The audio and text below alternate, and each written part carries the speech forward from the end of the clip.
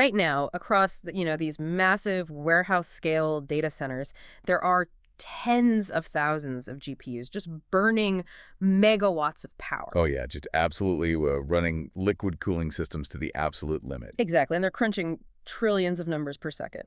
But at the very center of all that chaotic billion-dollar compute, the thing driving every single calculation is this single, surprisingly human concept. Right. Surprise. Welcome to the deep dive. It is, it's quite the contrast, honestly. We're taking the most advanced hardware on the planet and using it to measure something that, well, sounds like an emotional reaction. Yeah, it really does. But mathematically, that measurement is the entire foundation of how artificial intelligence actually learns. Right. So if you're a software engineer venturing into AI right now, and I know you're out there listening to this late at night, maybe staring at your IDE with a, lukewarm cup of coffee, taking a break from a sprawling code base. We've all been there. Yeah, we have. And you're probably used to a very specific kind of comfort. There's this undeniable safety in the binary nature of a unit test. You write your function, you set up your edge cases, you run the test suite. It either passes, giving you that beautiful green check mark, or it fails and gives you a glaring red X. Yeah, traditional code is just a beautifully deterministic world. You know exactly where you stand. Totally. The logic either holds up under execution or, it breaks down on line 42 because of a missing semicolon. Yeah. Or a predictable off by one error. It's clean, but when you pivot and step into the world of training massive large language models, that comforting red-green binary it completely vanishes. It's gone. Yeah. You're no longer looking at pass or fail. You're stepping into this murky, shifting, continuous landscape of probabilities. And that actually brings us to our mission for today's deep dive. Right. We have this fascinating stack of notes detailing the underlying mechanics of LLM training, and our goal is to unpack the ultimate arbiter of truth in machine learning, which is the loss function. We really want to demystify this black box and figure out exactly how a multi-billion parameter neural network, measures its own success and forces itself to get smarter, token by token. Because without a loss function, a neural network is really just a giant, extremely expensive space heater generating random noise. Yeah, just warming up the room. Exactly. Yeah. Before a model can improve, it desperately needs a metric for how wrong it is. It needs a mirror.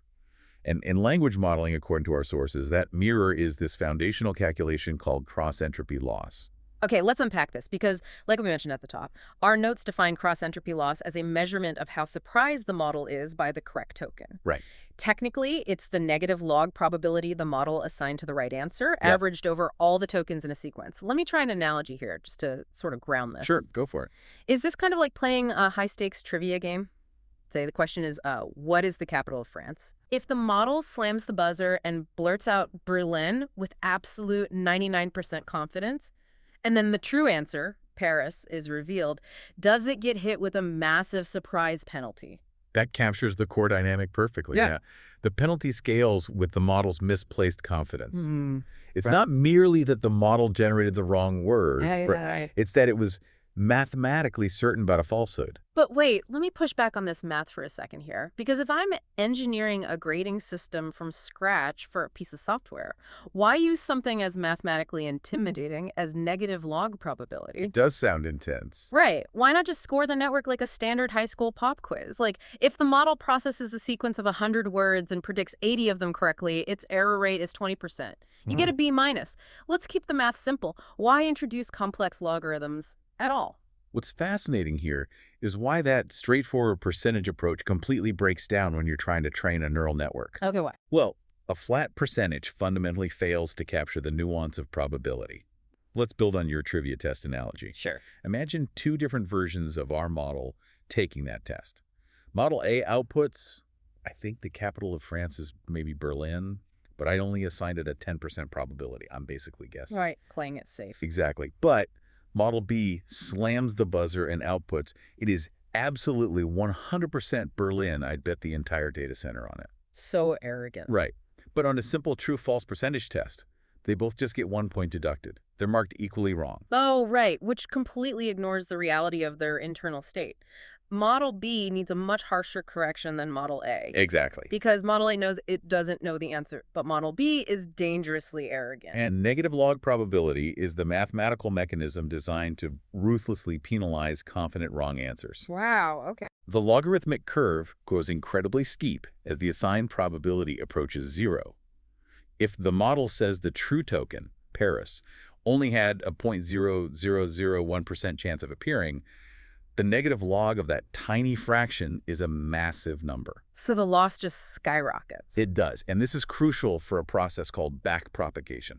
Backpropagation, that's the mechanism where the error signal travels backward through the network's layers, right? Telling the individual artificial neurons how to adjust their weights. Correct. The network uses the size of the loss to determine how drastically to rewrite its own internal connections. Okay, making it proportional. Exactly, because if we just used a flat percentage, the gradient, that backward traveling error signal, it would be too weak and too uniform. Ah, I see. A slight guess and an arrogant hallucination would trigger the exact same minor adjustment. Which you don't want. By using negative log probability, the massive loss generated by an arrogant mistake forces the model to heavily, aggressively rewire the specific pathways that led to that confidently wrong prediction. It's basically a localized mathematical penalty for arrogance. That's a great way to put it. Okay, so the model is constantly calculating this negative log probability across billions and billions of tokens. It gives us a score, this cross-entropy loss. But like if I'm a software engineer looking at a terminal screen watching a training run, an abstract logarithmic score like 1.2 or 0.8 is kind of opaque. It is, yeah. Like knowing the model scored a 1.2 doesn't intuitively tell me how fluent or smart the network is acting. Right, it's mathematically pristine for the optimization algorithm, which requires those continuous gradients to function. Yeah. But you're right, it's incredibly difficult for a human engineer to visualize. Which is exactly why our sources show that engineers transform it into something much more graspable, which is a metric called perplexity. Yes, perplexity. The notes define perplexity mathematically as even to the power of the loss. And when you apply that exponential math, you get a much more intuitive interpretation. You really do. Perplexity represents the effective number of tokens the model is choosing between at any given step. So instead of an abstract penalty score, perplexity is essentially like asking the model, hey, right before you generated that specific word, how many options were you genuinely torn between? Translating the abstract penalty into a branching factor just makes all the difference. You are literally measuring the width of the model's pool of likely candidates. And our sources point out that state-of-the-art models today, the massive ones powering the most advanced enterprise tools, they achieve a perplexity score of somewhere between 2 and 5. Which is incredible. That is a wild statistic to pause and think about, because the entire English dictionary has tens of thousands of possible words. Right. A perplexity of 3 means the model narrowed the entire universe of language down to just 3 highly likely next words. It represents a remarkable degree of linguistic mapping. When a model operates with a perplexity of 3, it deeply understands the surrounding context, the grammar, the syntax, and the semantics of the sequence. It has to be that precise. Exactly. For example, if it's processing the sentence, the chef took out his knife and chopped the... It isn't considering words like car or sky or running. Right. Those make no sense. It has narrowed the infinite universe of language down to onions, carrots, or vegetables. Contrast that with a model that has just been initialized, right? Like day 1, minute 1 of training. It must have a massive perplexity score. Oh, absolutely. An untrained model might have a perplexity in the tens of thousands. Oh. It's essentially guessing in the dark, blindly throwing darts at a dictionary with no comprehension of syntax or meaning. Right. So for the engineers watching the dashboard, seeing that perplexity metric drop from 50,000 down to single digits over the course of weeks, you aren't just watching a number go down. You're watching the neural network physically encode the underlying structure of human thought and language. So perplexity tells us how confused the model is. But knowing you're confused doesn't actually help you get smarter. How does the model physically translate that confusion score into a structural change in its brain? Like it has to navigate a mathematical map to lower that score over time. And this is where we transition from simply measuring the error to actually optimizing the network. We enter what is known as the loss landscape. Here's where it gets really interesting, because the loss landscape for a modern LLM doesn't exist in a nice, neat 3 dimensions. It exists in billions of dimensions. Billions, yeah. Now, standard human cognition completely taps out at 3 dimensions, maybe 4 if we include time. But I always pictured training a neural network like rolling a ball down a bumpy, uneven hill. That's the classic analogy. Right, like gravity's pulling you down. You want to get to the very bottom, the lowest possible loss. And my biggest fear, mathematically, was always that the ball would roll into a random ditch halfway down the hill and get permanently trapped there. What we call a local minimum. Yeah, exactly. But looking at these notes in a billion dimensions, you're saying these ditches don't really exist. They don't. Our 3D intuition actively works against us here. Really? Yeah, because in a three-dimensional space, a local minimum, a ditch, as you visualize it, is a point where every single available direction curves upwards. Yeah. You are trapped at the bottom of a bowl. Right, you're stuck. But the geometry of a billion-dimensional space is overwhelmingly dominated by a totally different topological feature, which are saddle points. A saddle point, like the physical saddle on the back of a horse? Visualize that exact physical shape. Okay. If you're sitting in a horse's saddle and you move forward toward the horse's neck or backward toward its tail, the saddle curves up. But if you fly your legs left or right down the horse's ribs, the saddle curves down. Okay, I see it. It slopes up in some dimensions, but it slopes down in others. Right. Now, scale that mental image to a saddle point in a billion dimensions. Oh, boy. For a point to be a true local minimum, a true ditch where the optimization ball gets stuck forever, the landscape would have to curve upwards in all 1 billion directions simultaneously. Or what? The statistical probability of that happening in a high-dimensional space is virtually zero. Because if even one single dimension out of those billion slopes downwards, the ball has an escape route. It can just keep rolling. Exactly. And that is why the algorithm we use, gradient descent, reliably finds good solutions in deep learning. That makes so much sense. It doesn't get permanently trapped in bad local minima because the sheer scale of the parameters guarantees that it can almost always find at least one dimension that offers a way out of the saddle. Right. Allowing it to continue its descent toward lower loss. That completely flips how I think about optimization. The massive scale of the parameters, having billions of weights, isn't just giving the model more memory to memorize facts. No, not at all. The scale itself is actively smoothing out the optimization path.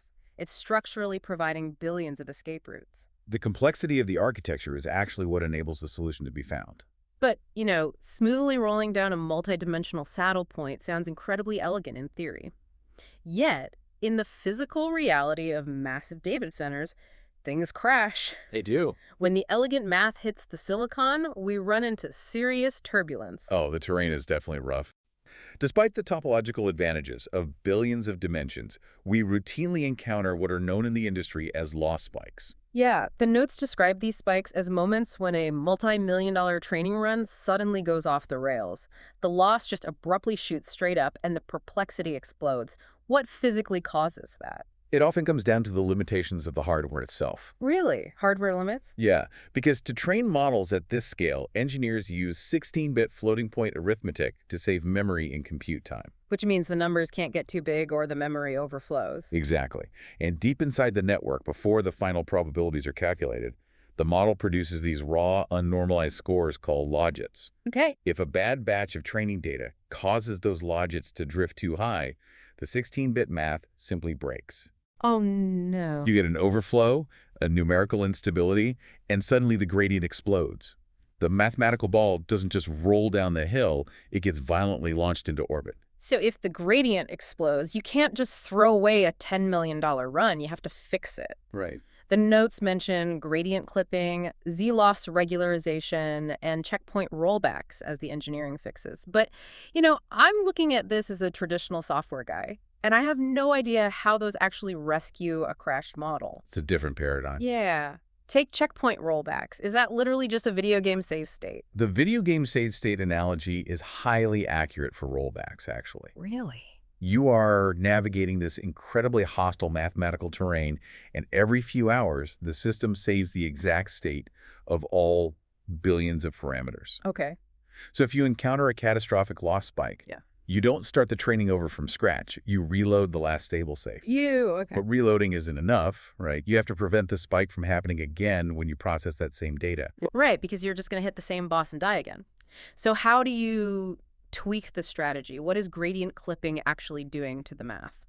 Gradient clipping is basically a safety governor. Hmm. When the error signal, the gradient is calculated, the system checks its magnitude. Mm-hmm. If the gradient vector is dangerously huge, clipping mathematically scales it down to a safe maximum size. It ensures the ball can only roll so fast, preventing it from being launched off the landscape. Oh, nice. And what about Z-loss regularization? Z-loss is a preventative measure applied to those raw scores, the logits we mentioned earlier. Right, the ones that overflow. Yes.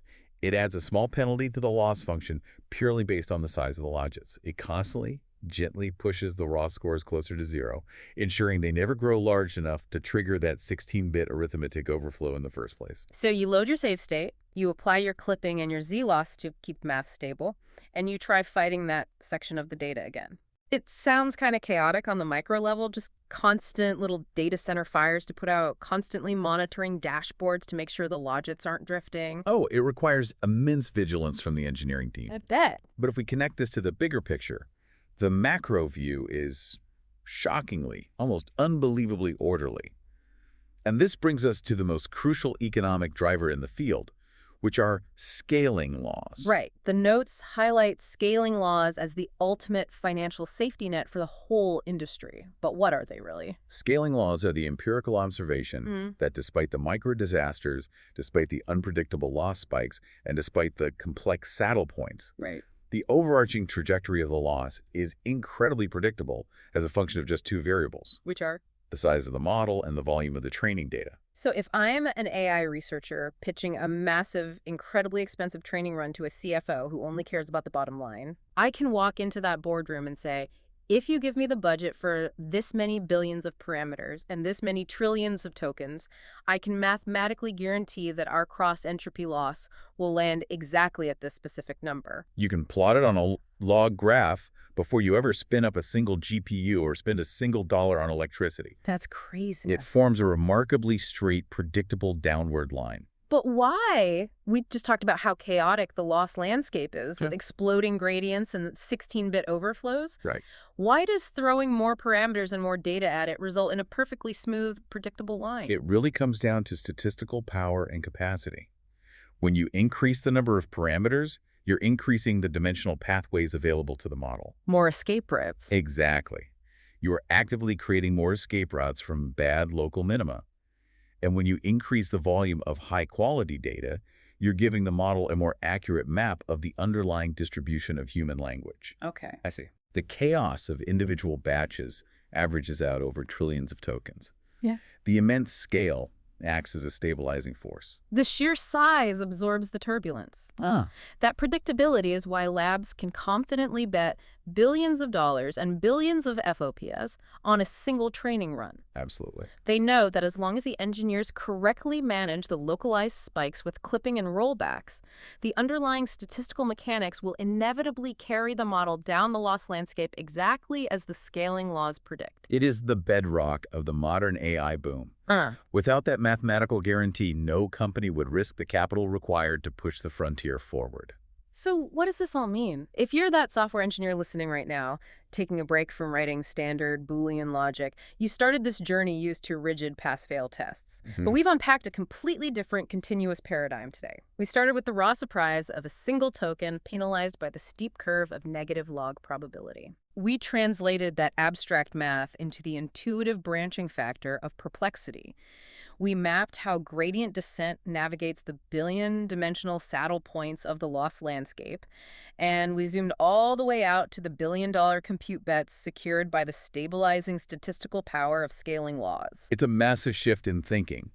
And for a software engineer looking to transition into this field, understanding these underlying mechanics is what separates simply making an API call to a closed system from truly grasping the architecture of artificial intelligence. Definitely. When you understand how the loss is calculated and traversed, you understand the very pulse of the model. You comprehend how it learns, why it crashes, and the fundamental mathematical rules governing its growth. You aren't just sending prompts to a magic box anymore. You've popped the hood and you're looking straight at the engine. Beautifully said. But before we wrap up this deep dive, I want to leave you with a lingering thought, a little thread to pull on from the very end of our notes today. We've spent all this time talking about how the model calculates its direction down the loss landscape. It calculates the gradient via backpropagation, it knows it needs to go down, and it relies on saddle points to avoid getting stuck. But how does the system decide how fast to run down that hill? That introduces an entirely new layer of complexity. The speed. Think about the learning rate schedule. It's a critical hyperparameter that controls how aggressively the optimizer actually updates the model's internal weights based on that loss gradient. If you set the learning rate too low, if you update too slowly, you're just wasting millions of dollars barely inching your way down the hill, and you'll never reach a state-of-the-art perplexity. Right, you'll run out of money before you get there. Exactly. But if you update too aggressively, if you force the model to run too fast, what happens to our careful billion-dimensional navigation? Well, the gradient steps become too large. You might launch right over a cliff, completely overshoot the optimal downward path, and permanently corrupt the model's weights. So I want you to mull over how that seemingly simple speed control dial, the learning rate schedule, might just be the most delicate, consequential switch in the entire data center. It really is. We traded the comforting certainty of a binary red or green unit test for a shifting billion-dimensional landscape of probabilities. But learning how to actually drive through that landscape without tearing the engine apart, that's where the real engineering begins. Thanks for diving deep with us.